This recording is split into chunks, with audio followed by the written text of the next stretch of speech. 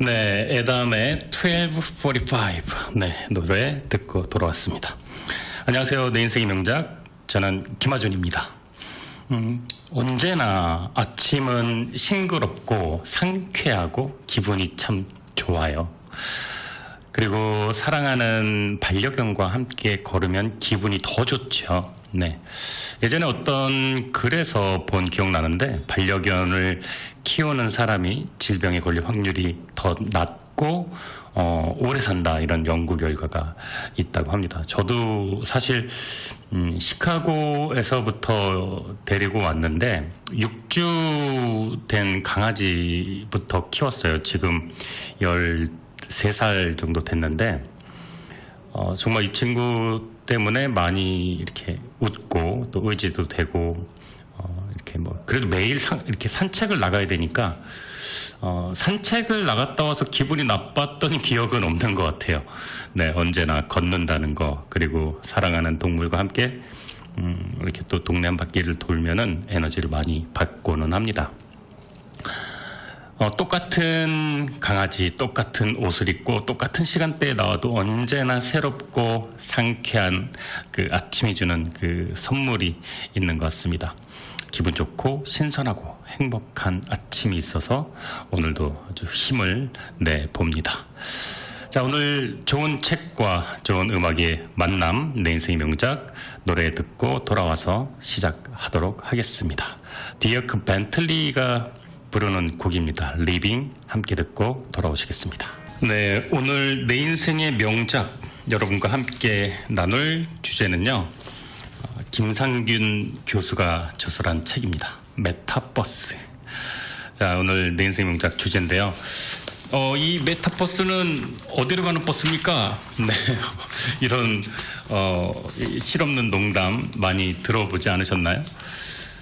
메타버스가 이게 굉장히 화두가 된 지 꽤 되었죠. 메타는 초월을 의미하는 META, 그 다음에 버스, 이거는 세상, 우주를 뜻하는 VERS, 합성어입니다.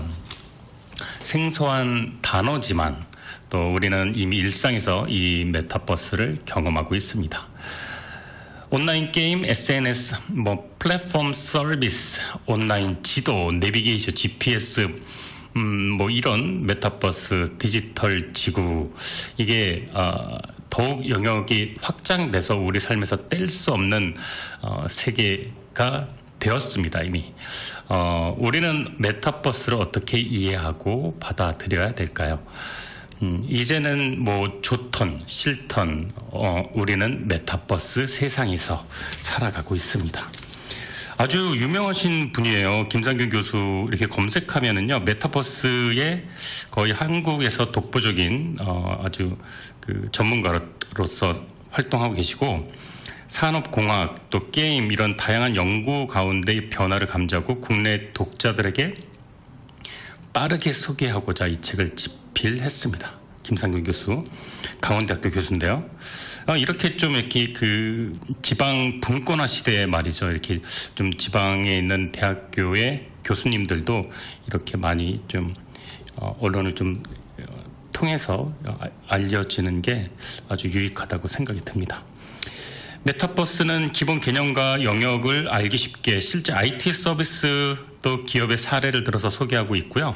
인간에게 새로운 기회 또 흥미로움을 제공하는 것, 메타버스 안에서 모두 보여질 수가 있습니다.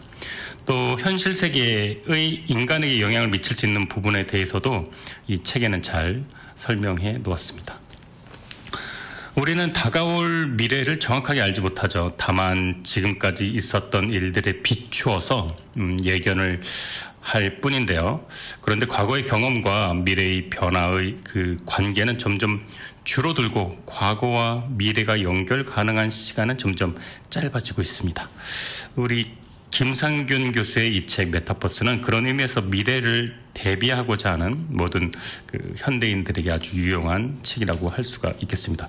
참 우리 청취자분들이랑 제안을 많이 받았어요. 메타버스 라는 책 한번 해보는 게 어떻냐, 내 인생의 명작에서 드디어 하게 되었네요. 메타버스 타고 어디로 가는 거 아닙니다. 네, 버스가 아니라 초월하는 우주, 인터넷 공간의 가상세계를 말을 합니다. 뭐 디지털 지구, 메타버스 뭐 이렇게 생소하고 익숙하지 않은 단어라고 해도 오늘 아마 방송 2시간 끝날 때쯤이면 메타버스에 익숙해진 모습으로 바뀌어져 있길 바랍니다. 자, 노래 듣고 돌아오겠습니다. 그랜드 샤퍼가 부르는 곡 러블리 타운 함께 듣겠습니다. 네, 러블리 타운 그랜드 샤퍼가 부르는 곡이었습니다. 책 서두에 저자가 적은 그 머리글이 있는데요. 이 글이 이 책을 소개하는 정말 적절한 어떤 내용이 담겨져 있어서 여러분께 소개해 드리려고 합니다. 메타버스는 현실을 벗어나기 위한 세계, 어울림을 피하기 위한 수단이 아닙니다. 더 편하게, 더 많이 이들과 어울리기 위한 세계가 바로 메타버스입니다. 메타버스 안에서 함께 지지고 볶으며 새로운 가치를 만들어 가야 합니다. 이 책을 읽는 동안 상상의 나래를 넓게 펼치시면 좋겠습니다. 새로운 메타버스에서 우리 아이들이 어떻게 학습하고 성장할지 상상해 보시길 바랍니다. 새로운 메타버스에서 기업 경영과 산업 환경이 어떻게 진화할지 상상해 보시기 바랍니다. 새로운 메타버스에서 국가 시스템과 글로벌 협력 체계에 어떤 변화가 생길지 상상해 보시기 바랍니다. 우리의 몸은 물질의 세상, 아날로그, 지구에 있지만 우리의 생활은 점점 더 디지털 세상, 디지털 지구로 이동하고 있습니다. 스마트폰, 컴퓨터, 인터넷, 이런 디지털 미디어에 담긴 새로운 세상, 디지털화된 지구를 우리는 메타버스라 부릅니다. 메타버스는 초월과 가상을 의미하는 메타와 세계, 우주를 뜻하는 유니버스의 합성어입니다.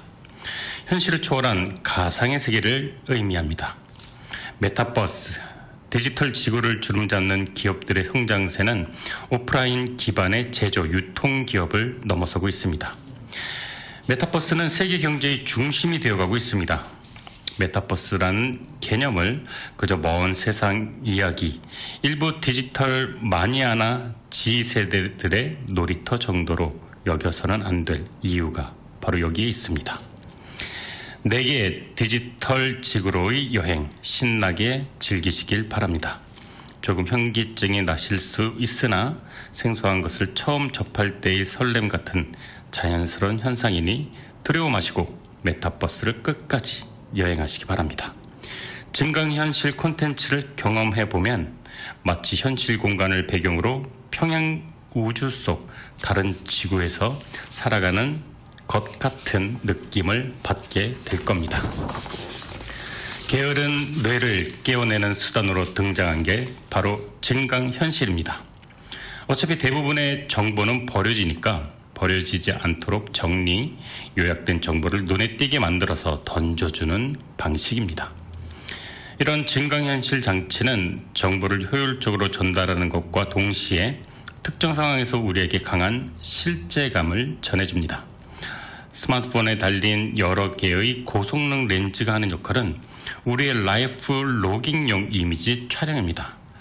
현실의 나에서 보여주고 싶지 않은 나를 빼고 이상적인 나의 이미지를 조금 추가해서 즐기는 라이프 로깅이 대세인 셈입니다.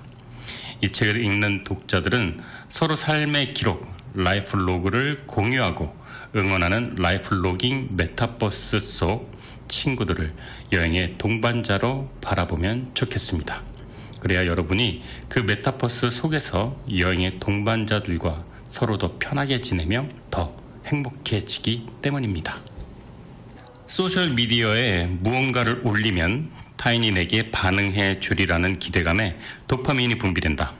실제 타인이 내가 기대했던 반응을 보여주면 엔돌핀이 분비되면서 행복감을 느낀다. 그런데 여기서 중요한 점이 있습니다. 우리가 이렇게 기록을 올리고 타인의 반응을 통해 행복해하는 순환 과정에는 끝이 없습니다. 인간의 보상 기대 시스템에는 이제 충분해 라는 완전한 만족이 없기 때문입니다. 여러 메타버스에서 나타난 서로 다른 나의 모습들을 다 합친 게 진정한 내 모습입니다. 강당에 모였을 때 수줍어했던 나, 오픈 채팅방에서 고민을 솔직하게 털어놓은 나, 유튜브 채팅창에 올라온 모르나 하고의 고민에 위로의 말을 건넨 나, 이 모두가 다 나입니다. 언택트 환경에서 줌 같은 화상회의 도구는 모두의 교실이 되었습니다. 온라인에 만들어진 교실 거울 세계는 우리가 오프라인에서 어떻게 학습했는지, 그런 방법에 문제는 없었는지를 돌아보게 했습니다. 모든 교육이 거울 세계에서만 이루어질 수는 없습니다. 우리는 현실에서 만나고 소통하며 배워야 합니다. 그러나 앞서 설명한 미네르바 스쿨의 경우처럼 미래 교육에서 비대면 원격 교육이 가진 효율성과 확장성은 교육 분야 전반에 넓게 퍼질 것입니다. 거울 세계에 어떤 교실을 꾸밀지, 그 교실이 현실 세계의 교실과 어떻게 연결될지 함께 고민해가면 좋겠습니다. 현실과는 다른 공간, 시대, 문화적 배경, 등장인물, 사회 제도 등을 디자인해 놓고 그 속에서 살아가는 메타버스가 가상세계입니다. 우리가 창조한 신세계에서 스스로 창조한 인공지능 캐릭터와 인간들은 함께 어울러서 지내려고 합니다. 현실 세계의 삶도 복잡하고 해야 할 일들이 많은데 굳이 가상세계에까지 모여서 무엇을 할까요? 가상세계의 메타버스에서 사람들은 플라톤이 얘기한 최고의 인간, 니체가 얘기한 초인의 모습을 보여줍니다. 우리는 인간의 삶이 더 나아지기를 기대하며 인공지능을 만들었습니다. 그런데 그런 인공지능이 일부의 소유가 되어 일부가 전체를 더 쉽게 지배하고 통제하기 위해 사용된다면 가상세계 메타버스에서처럼 인간과 대립하는 인공지능이 될지 모릅니다. 인공지능 개발 기술과 상용화를 서두르기에 앞서 메타버스에서 인공지능이 일으키는 문제를 심각하게 살펴보면 좋겠습니다. 메타버스를 만든 이의 목적이 무엇이건 그 속에서 살아가는 이들은 놀이, 재미를 원합니다. 게임 프로그램이나 웹툰이 아닌 배달의 민족 앱이 재미와 풍자 코드를 플랫폼에 녹여 넣는 이유, 그런 것들을 이용자들이 좋아하는 이유가 모두 놀이에 있습니다. 놀이를 좋아하는 인간의 속성이 변하지 않는 이상 더 다양한 메타버스가 끝없이 등장하며 그 영역을 넓혀갈 것입니다. 현실 세계에서 무언가 실패하면 실패에 따라오는 빼기가 우리를 깊은 좌절에 빠지게 하는 경우가 많습니다. 진행하던 프로젝트를 망치거나 낮은 성적을 받으면 혹은 보너스가 깎이거나 부모님의 던지는 비난을 감수해야 합니다. 반면에 메타버스에서는 무언가를 실패해도 빼기를 하지 않습니다. 우리 한 번 더 해보라고 부추깁니다. 그 상황에서 실패에 대한 경험은 오히려 우리에게 더 강력한 도전 동기를 제공합니다. 누군가는 메타버스를 새로운 사업 플랫폼으로, 누군가는 새로운 놀이터로, 누군가는 현실에서 멀리 벗어나기 위한 수단으로 사용합니다.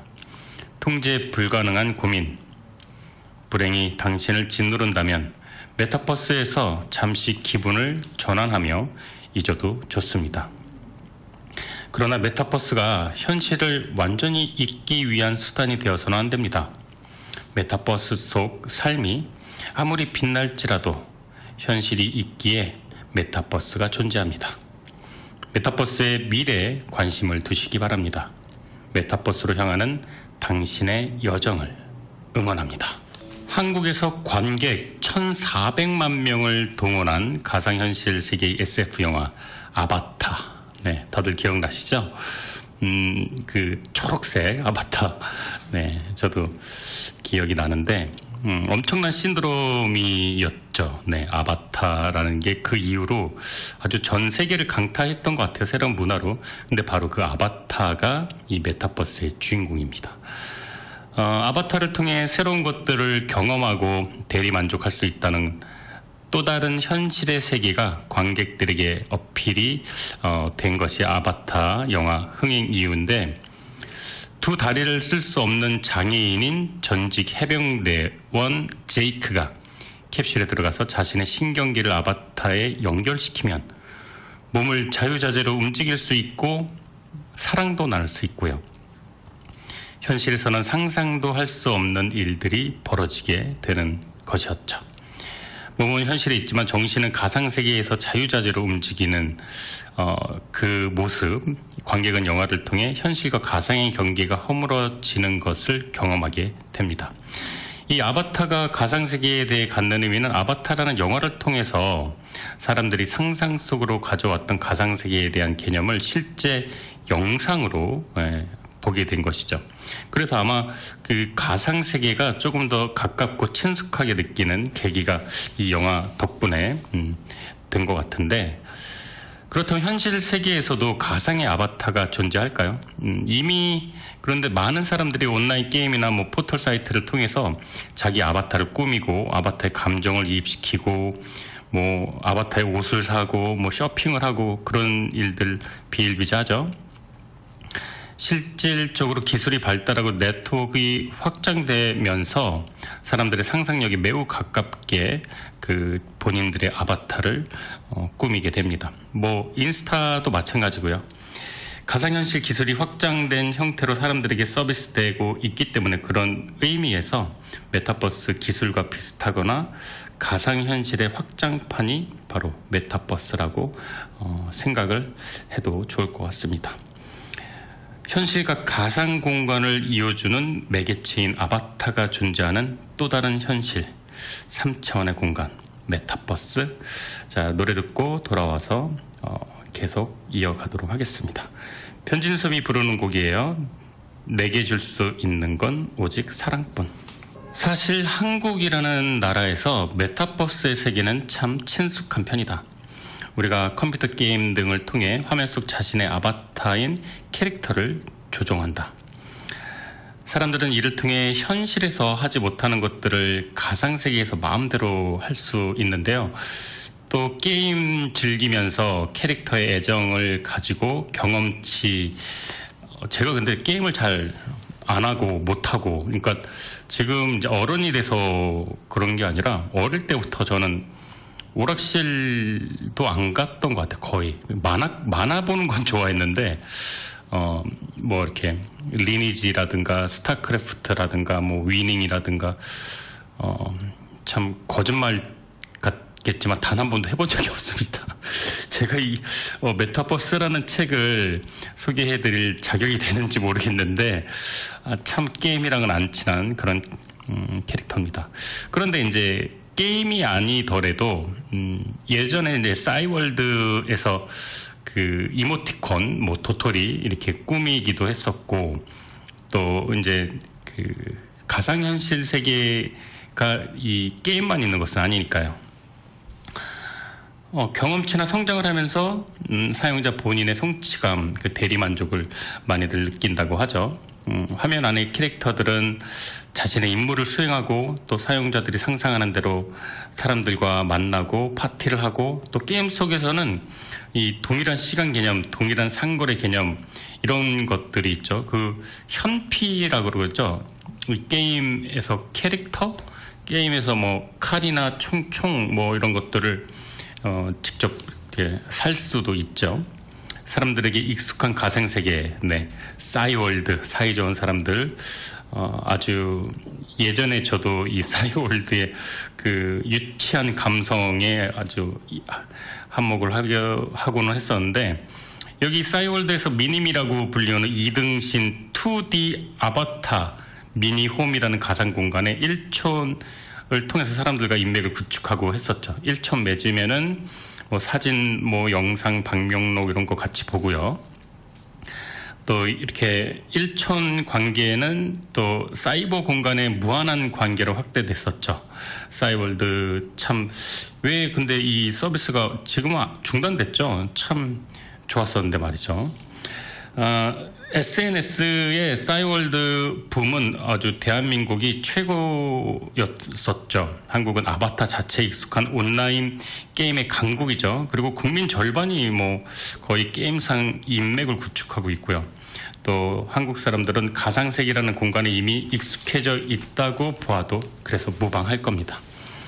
온라인상 공간인 게임이나 싸이월드 경우에 메타버스의 부분적인 요소일 뿐 인간의 삶을 그대로 투영시키는 완벽한 메타버스 세계는 아니죠. 근데 그 3차원 시뮬레이션 아바타로 대표되는 보다 진화된 가상세계, 메타버스를 받아들이기에는 2D에 익숙해져 있는 사람들은 조금 더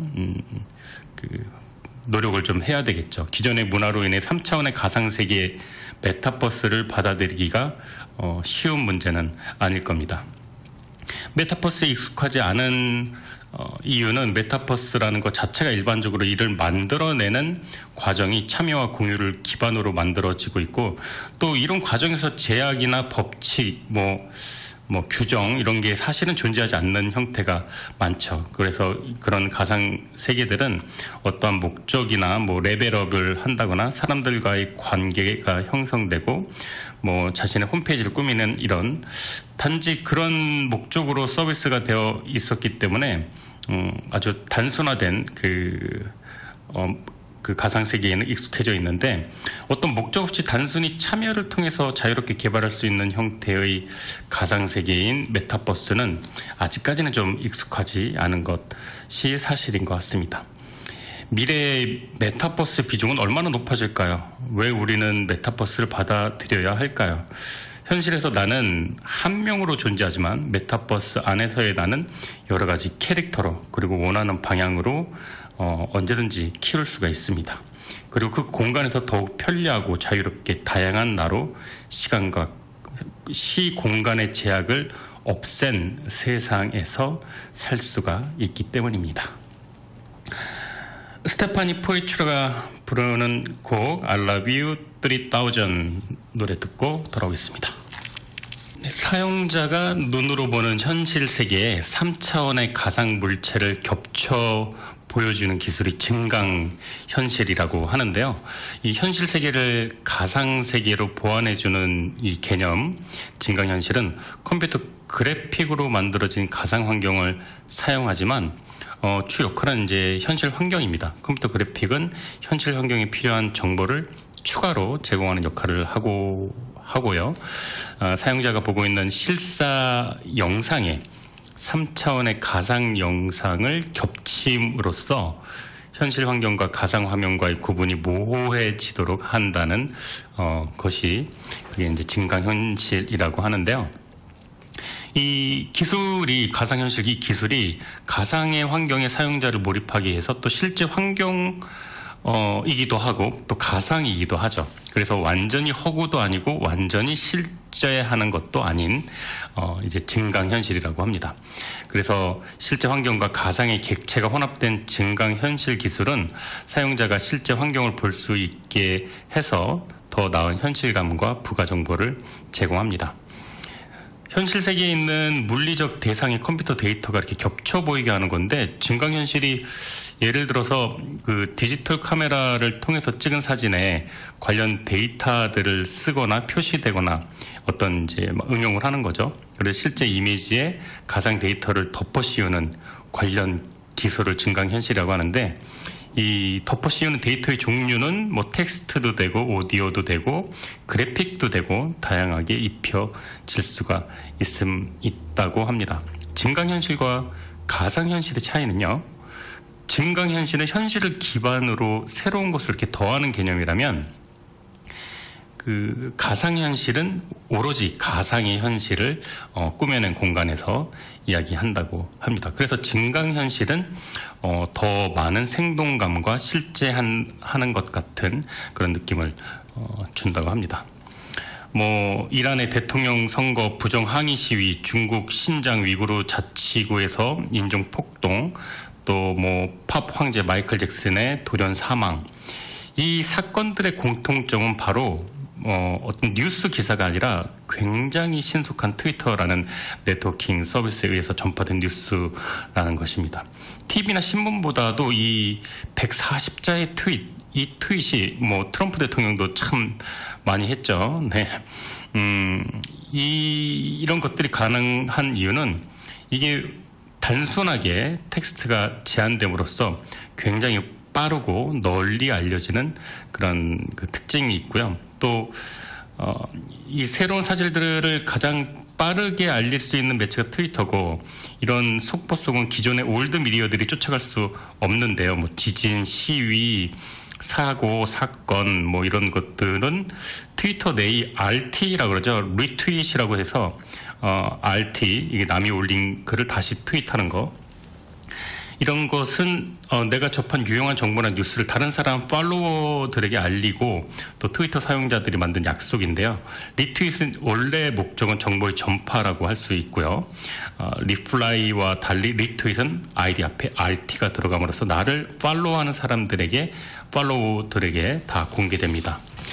이렇게 위와 같이 이렇게 리트윗함으로써 다른 사람들이 알아두면 좋을 만한 정보를 전파 또는 공유할 수 있는데, 이것 역시 메타버스의 세계입니다. 한 사람 한 사람이 RT 리트윗을 한다면 그 전파력은 엄청 전파력이 커지겠죠.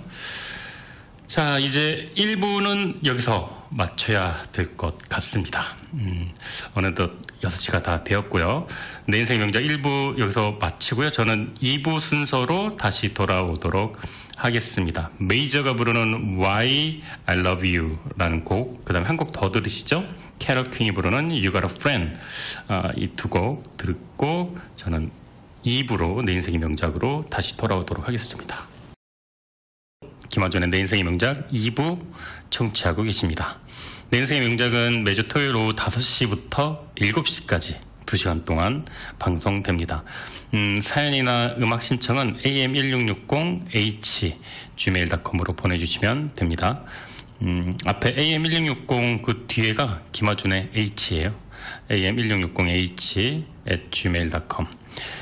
자, 오늘 내 인생의 명작 주제는요, 김상균 교수의 화제작 메타버스인데요. 메타버스가 우리에게 시사하는 바는 무엇일까요? 결국 새로운 흐름, 디지털화와 연결의 시대, 기술의 발달로 가상현실과 이 현실이 이어지는 새로운 시대의 연결. 그 새로운 흐름에 적응한다는 것의 중요성을 아무리 강조해도 지나치지가 않겠죠. 이 작년에 불어닥친 아무도 예상하지 못했던 이 팬데믹에 전통적인 오프라인 가게만 이제 영업을 했던 뭐 식당이라든가 아니면 뭐 그 자영업자들은 아주 매상의 직격탄을 맞았죠. 코로나 감염 위험 때문에 가게에서 직접 먹으려는 손님도 이제 직접 찾아와서 뭐 물건을 사고 뭐 하려는 손님들도 다 많이 줄었죠. 줄은 정도가 아니라 거의 엄청난 타격이었죠. 그런데 변화를 일찍 감지하고 매장 운영을 발빠르게 뭐 배달, 뭐 테이크아웃, 포장 뭐 이런 쪽으로 특화한 그런 업체는 또 살아나기도 했고요. 어플이 특히 한국에서는 굉장히 뭐 배달의 민족이라든가 뭐 각광받고 있는데, 이렇게 노력하는 식당은 그 틈새 시장에 맞춰서 꾸준히 매상을 올라갔습니다. 이 작년에 이 팬데믹 이후에 우리는 뭔가 이 변화되는 사회에서 적응하기 위한 어떤 안전장치가 없다라는 것을 느꼈습니다. 이 메타버스 시대가 온다는 것은 거품이라고 말하기에는 이미 현실로 다가왔고, 그 변화, 이 메타버스 공간에서 우리가 살고 있다라는 것은 증거는 뭐 차고 넘칩니다. 뭐 우스갯소리로 말을 하자면 메타버스는 당연히 버스가 아니지만 늦기 전에 얼른 올라타야 합니다. 네. 메타버스는 크게 증강현실, 라이프 로깅, 거울세계, 가상세계 이렇게 4가지 세계로 나눌 수가 있는데, 앞서 말씀드린 것과 같이 증강현실은 현실 세계 위에 가상의 세계를 더 씌워서 보여주는 기술을 말하는 거고요. 이 대표적인 예가 몇 년 전 세계적인 열풍을 몰고 온 포켓몬고 게임인데, 현실 세계인 그 가상의 캐릭터가 등장해 잡을 수 있게 하는 거죠. 그때 뭐 포켓몬 잡는다고 뭐 난리 났었죠, 전국이. 근데 저는 그것도 안 했다는. 현실의 모습 위에 가상의 물체를 입혀서 상호작용하는 것. 현실의 그 물리적 공간에 기계장치나 설치물을 놓고 현실에 존재하지 않는 판타지를 현실에 보여주는 것, 이것 역시 증강현실에 포함됩니다. 독특하게도 어떤 디지털 기기나 기술 없이도 뭐 스토리나 규칙, 이렇게 참가자들이 소통하면서 즐기는 방식도 여기에 속한다고 볼 수가 있죠. 또 증강현실은 실제가 아닌 걸 생생하게 보고 느끼게 함으로써 판타지와 재미를 제공한다는 장점이 있는데요. 또 여기서 중요한 거 하나는 이 콘텐츠 제공자가 의도한 방향을 따라가기 쉽기 때문에 이렇게 수동적인 정보만 우리는 받아들여야 된다는 것인데, 이로 인해서 인간 고유의 상상과 뭐 정보를 받아들이는 능력, 이런 것들이 좀 이렇게 너무 수동적으로 머물 수 있다, 이러한 또 우려가 있습니다.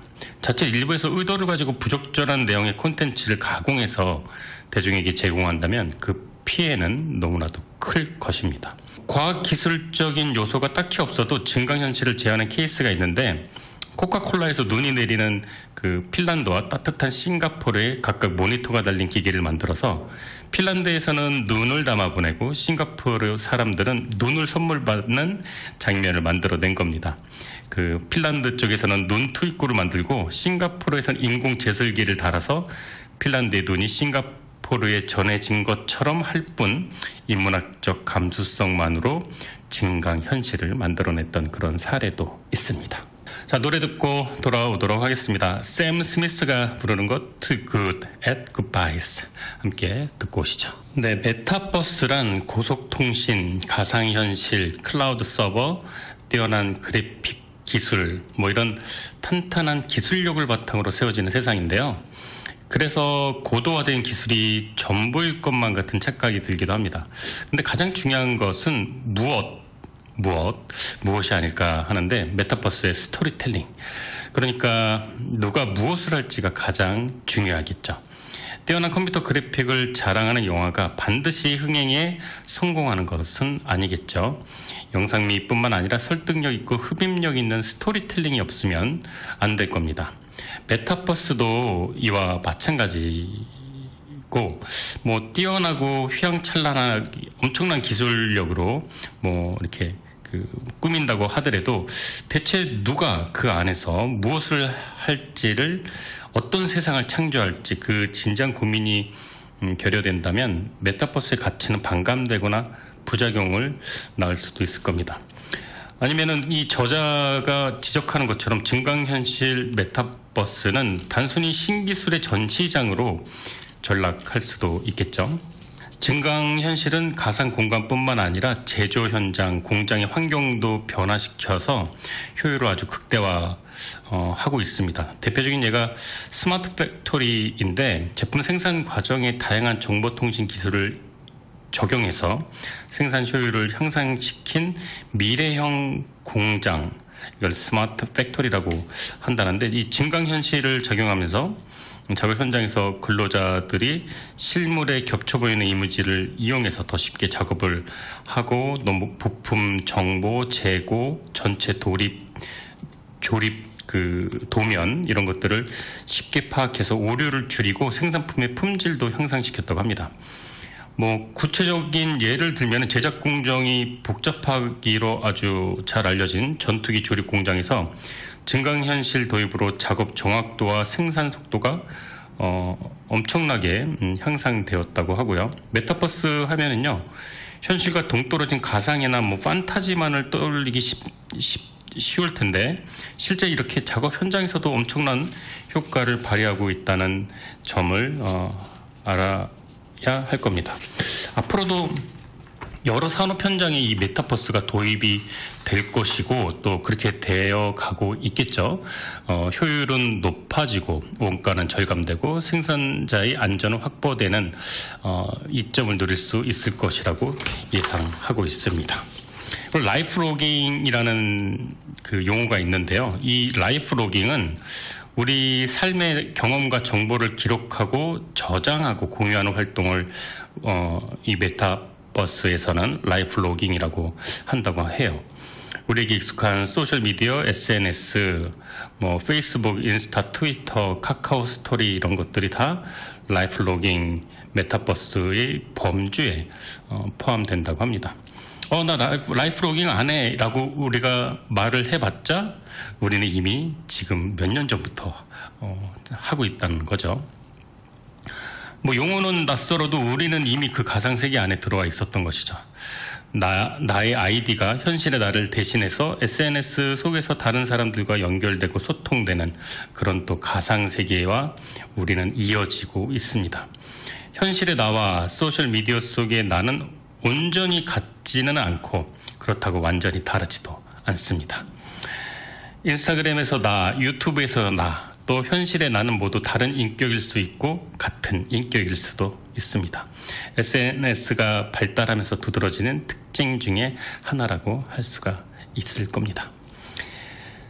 자, 노래 듣고 돌아오겠습니다. 나오미 스캇이 부르는 곡 스피치리스 함께 듣겠습니다. 네, 메타버스의 네 가지 종류 중에 하나, 증강현실, 라이프 로깅, 또 거울세계. 이제 거울세계라는 것을 이야기를 좀 해드릴까 하는데요. 거울세계는 실제 세계의 모습을 복사하듯이 만들어낸 메타버스를 뜻합니다. 현실 세계의 효율성과 확장성을 더해서 만들어지는데, 책에는 배달의 민족을 예로 들었어요. 현실 공간에 여러 식당의 정보를 앱에 옮겨 놓았는데 배달 과정의 간편성, 후기, 별점 표시, 식당에 대한 정보 제공, 이런 정보의 확장성이 큰 것이 이런 앱의 큰 장점인데, 구글 어스, 네이버 맵, 이 또한 하나의 거울 세계라고 합니다. 인터넷 지도 서비스로 현실 세계의 지도를 데이터화한 건데, 구글은 왜 세계 각지의 지도를 작성하는데 공을 들였을까요? 사실 일반인에게는 자료를 무료로 제공하지만 기업에게는 구글 지도 데이터를 이용하는데 요금을 받고 있다고 합니다. 구글 지도를 이용해서 거울 세계 메타버스 서비스를 운영하는 기업, 국가에게는 그 영향력이 막강하다고 할 수 있겠는데, 초창기 투자 비용이 들어갔지만 이제 그 거울 세계의 밑그림을 장악한 권력자가 된 셈입니다.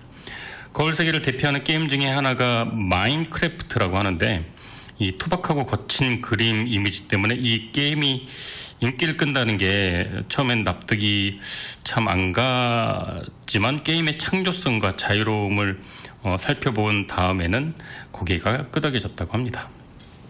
또 마이크로소프트에서 거액을 들여 인수한 이 게임이 현재 세상을 모방해 여러 건축물을 만들 수도 있고 하나의 거대한 메타버스 플랫폼으로 떠올랐습니다. 이 마인크래프트에는요, 학교를 만들고 또 가상으로 졸업식을 진행하기도 하고 수업을 하기도 하고 현실 세계를 거울에 비친 듯이 보여주면서 학습에 필요한 기능을 효율적으로 확장시킬 수 있다는 게 이 게임의 가치입니다.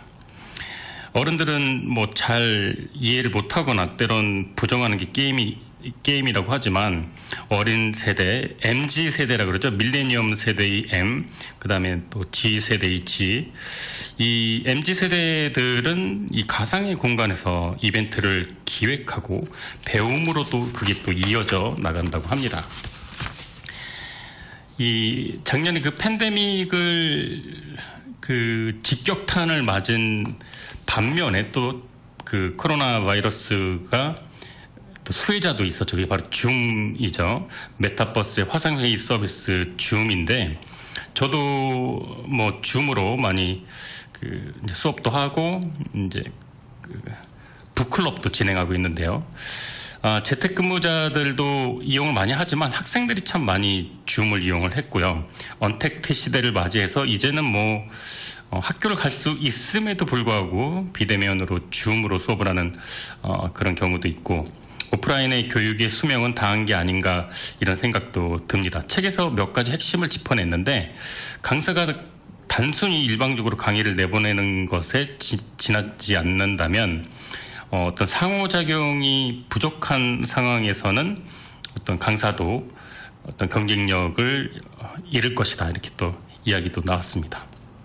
줌의 기능과 비대면 소통의 장점을 활용한다면 수업 효과도 더 높일 수 있을 겁니다. 소그룹 토론이나 투표 이런 것들 질문하고 대답하고 이런 현실 강의에서 오히려 잘 이루어지지 않았던 부분을 또 커버링할 수 있는 기회가 될 수 있겠죠.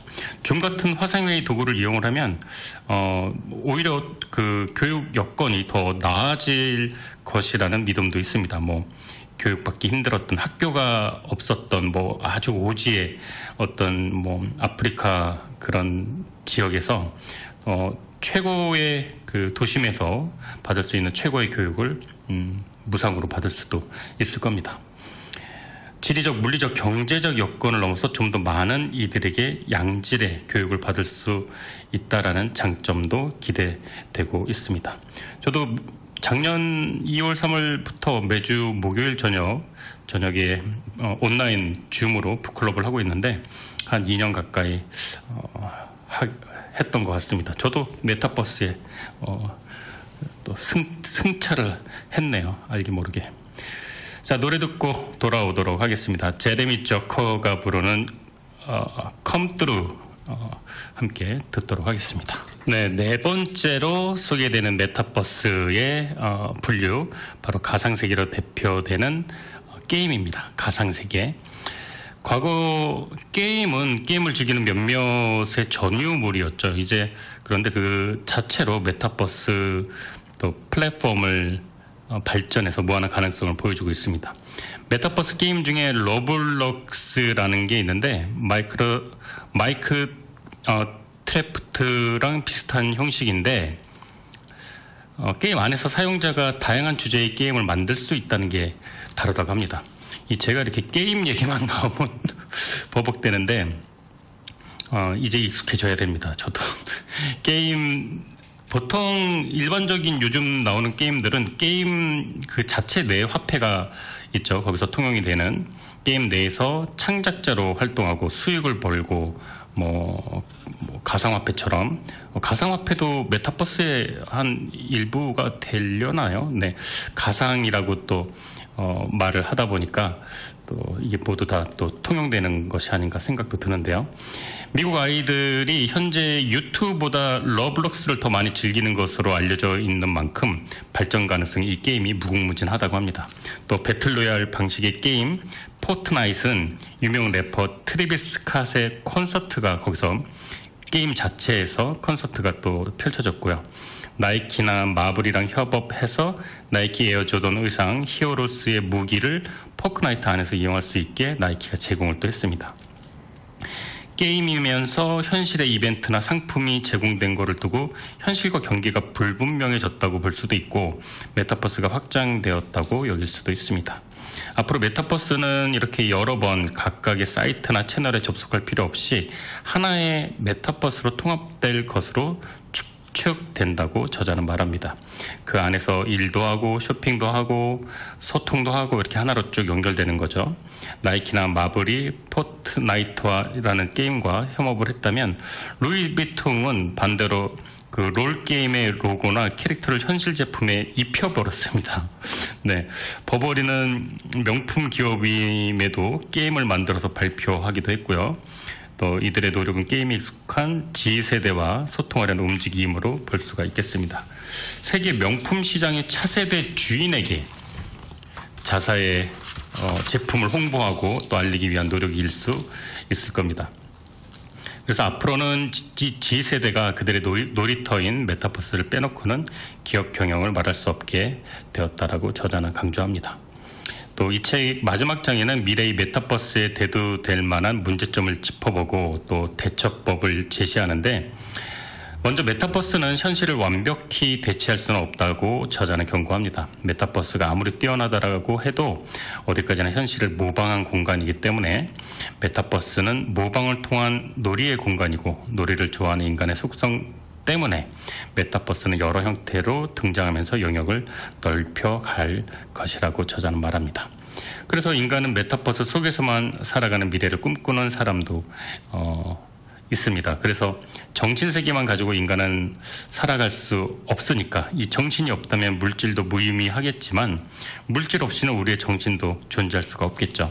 또 우려되는 점은 메타버스의 공간 역시 인간이 활동하고 즐기는 영역으로 현실에서 일어날 법한 범죄들이 또 일어나고 합니다. 그 물건을 훔치기도 하고요, 뭐 사기도 치고요, 또 익명성 뒤에서 폭력적인 행동, 뭐 뺏기도 하고, 막 그런 거 있잖아요. 이렇게 그 캐릭터 비싼 거 이거 사라고 해갖고 뭐 그런 거 있죠. 네. 그래서 이를 방지하기 위한 시스템적으로 책임질 어떤 제도적인 장치나 보완이 고민되어야 할 겁니다. 물론 메타버스를 이용하는 개인 스스로도 그 책임 의식을 더 잘 느끼고 지녀야 되겠죠. 네, 노라 존스가 부르는 What Am I to You 노래 듣고 돌아오겠습니다. 네, 메타버스의 저자 강원대학교 김상균 교수는 학자임에도 불구하고 이 소설, 메타버스에 관련된 소설, 단편 소설도 쓰고 아주 상상력과 창조력이 뛰어납니다. 책 곳곳에서 그 메타버스의 이미지를 자기 소설 일부로 대체해서 독자들이 잘 느끼고 공감할 수 있게 한 게 참 신선했다라고 생각이 들었습니다. 마치 실제 미래가 다가온 것처럼 이렇게 그 부작용조차도 실제처럼 느낄 수가 있었습니다. 메타버스가 실제 세상을 압도한 이야기나 또 인간이 사후에도 뇌의 정보를 정보막에 연결해서 계속 살아가는 이야기는 아주 그냥 조금 무시할 정도였었는데, 덕분에 메타버스를 잘못 사용했을 때의 경고로 받아들여졌습니다. 메타버스 세상에서는 못 이루어질 게 없습니다. 가상현실이지만 실생활에서 보고 느끼는 걸 그대로 거울 세계에 재현해서 그 안에서 놀고 즐기고 움직일 수가 있습니다. 게다가 아바타를 이용하면은 우리의 모습을 한 캐릭터가 대신해서 친구도 만나고 이야기도 하고 밥을 먹기도 하고 사랑을 하기도 하고, 네, 노래를 부르기도 하고 멋진 춤선으로 춤을 추기도 합니다. 이렇게 소통과 연결의 즐거움이 있기 때문에 현실 세계의 친구를 대신하기도 하는데, 줌에서 화상회의 어플을 통해서 자신의 공간에서 다른 사람과 함께 일을 할 수도 있고요. 학교에 안 가도 원하는 공부를 할 수 있습니다. 메타버스는 마치 불가능한 것이 없는 무한한 공간으로서 현실 세계의 대안처럼 느껴지기도 하는데, 저자는 말합니다. 하지만 절대로 현실을 메타버스가 대체할 수는 없다. 그리고 그런 일은 당분간은 일어나지 않을 것이다 라고 얘기합니다. 감성이나 실제의 느낌, 인간 대 인간으로서 직접적인 교류까지 메타버스가 대신할 수는 없습니다. 또 인간의 몸과 마음은 연결되어 있기 때문에 가만히 앉아서 시각적인 자극을 받는 것보다 실제 몸을 움직이고 체험하고 직접 뇌가 활성화되는 그 경험이 우리에게 더 큰 변화를 이끌어낼 수가 있을 겁니다. 그래서 메타버스는 만능이고 모든 게 가능한 현실 세계의 대안으로 보는 것보다는 대체제, 그리고 실제 현실에서 불가능한 부분을 실현시키는 도구의 하나로 간주하는 게 좋을 겁니다. 또 메타버스의 무분별한 사용, 남용, 오용을 막기 위한 제재나 가이드라인이 필요할 겁니다. 메타버스 또한 세상의 일부이기 때문에 그 안에서 벌어질 수 있는 범죄, 갈등, 부작용을 미리 예측하고 대응해야 되겠죠. 메타버스가 현실화되고 관련 기술이 활발해지는 것과 더불어서 이런 논의는 아마 더 활발하게 이루어져야 할 겁니다. 슬로우 플라이가 부르는 곡 Barefoot 함께 듣고 돌아오도록 하겠습니다. 네, 책 내용을 다시 한번 요약을 해서 소개를 해드리겠습니다.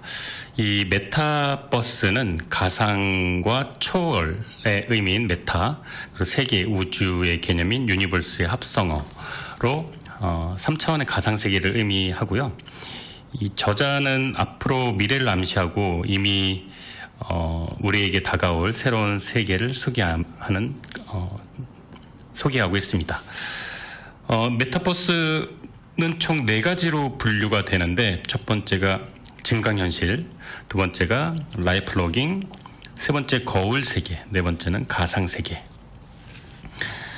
증강현실은 현실 세계 위에 가상 세계를 덮어서 보여주는 방식이고요.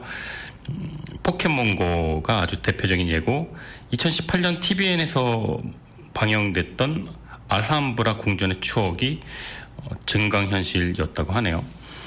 두 번째, 라이프 로깅 세계는 자신의 삶에 있어서 경험한 일상 혹은 정보를 기록하고 저장하는 활동을 의미하는데 페이스북, 인스타, 트위터의 기록이나 정보를 뜻합니다.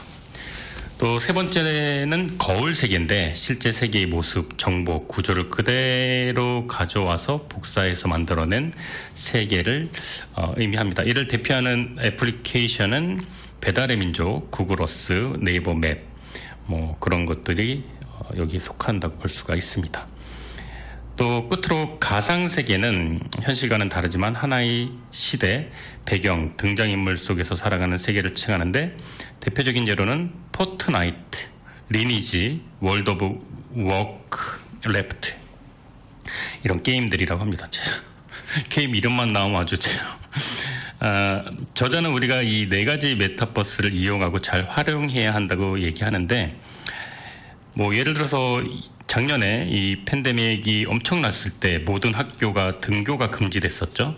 모든 수업은 온라인으로 대체됐고 이것이 바로 줌, 이 세 번째 메타버스인 거울 세계에 속한다고 합니다.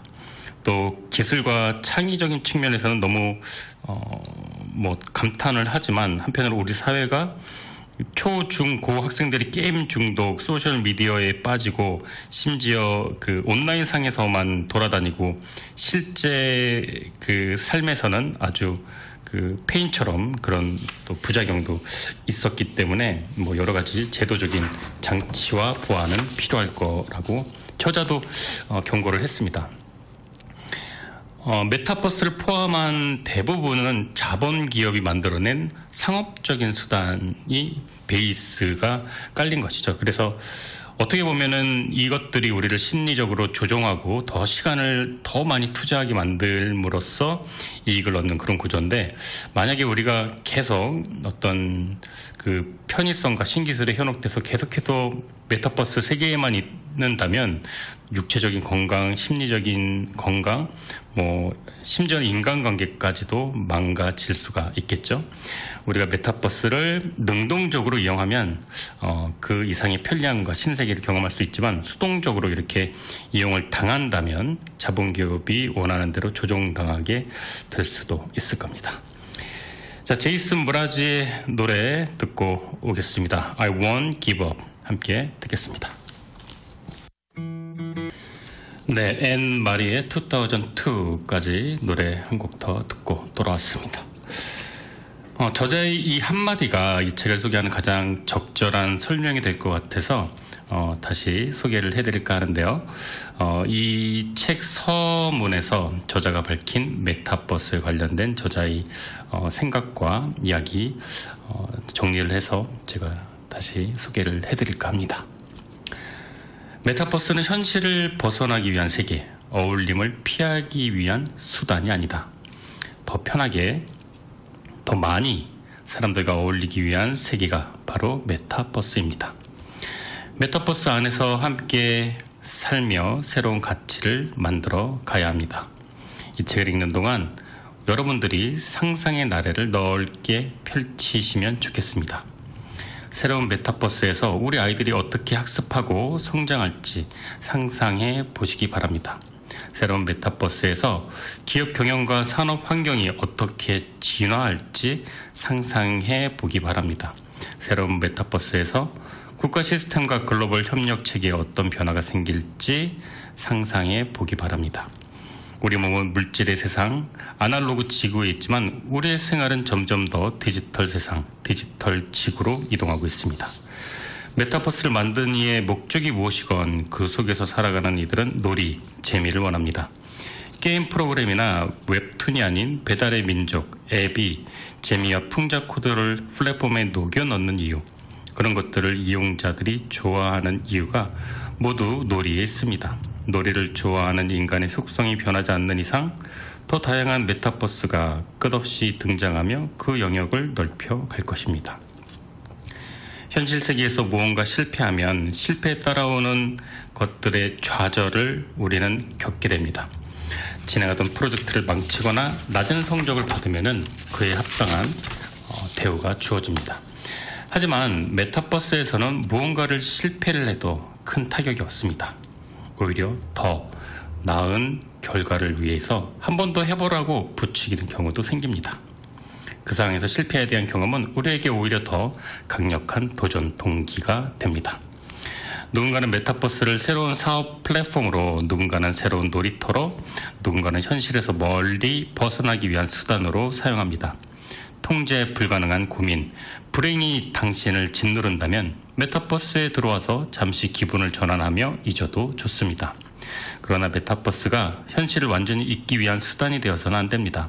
메타버스 속 삶이 아무리 빛날지라도 현실이 있기에 메타버스가 존재합니다. 메타버스의 미래에 관심을 두시기 바랍니다. 메타버스로 향하는 당신의 여정을 저는 응원합니다. 일 수 있어서 기쁘고 행복했습니다. 지금까지 내 인생의 명작, 저는 김하준이었고요. 오늘 마지막 곡은 저별과 달을 어니언스가 부르는 곡으로 마무리.